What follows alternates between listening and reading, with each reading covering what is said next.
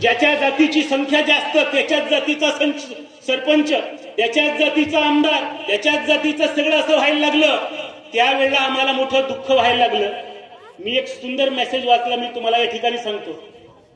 एकदा 9, 1, 2, 3, 4, 5, 6, 7, 8, 9 याच्यात सगळ्यात मोठा कोणता? 9 ने 8ची भेट घेतली मुकेश भाऊन, 8च्या गालफटात मारली. 8 गाल चोळत बसला, म्हणे का रे वा काऊन मारलं रे? ते म्हणे आमची संख्या तुमच्यापेक्षा जास्त आहे. तेवढं तर बनतेच म्हणायला. 8नं काय करावं? 8नं 7ची भेट घेतली, 7च्या गालफटात मारली. 7 म्हणे का रे भाऊ विनाकारण काऊन मारली रे? ते म्हणे आमची संख्या जास्त आहे. 7नं 6ची भेट घेतली, 6च्या गालफटात मारली. ते म्हणे काही कारण नाही. ते म्हणे आमची संख्या जास्त आहे गावात. आता 6नं काय करावं? 5ची भेट घ्यावं. मग त्यानं 5ची भेट घेतली, 5च्या गालफटात दिली. ते म्हणे अरे काऊन रे बा? ते म्हणे आमची संख्या जास्त आहे.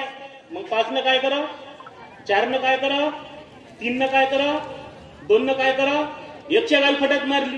1 म्हणे काऊन मारलं रे बा? ते म्हणे तू एकटाच आहे ना म्हणे, आमचे घर जास्त आहे म्हणे गावात. म्हणजे ज्याचे घर जास्त आहे त्यानं अन्याय करावा.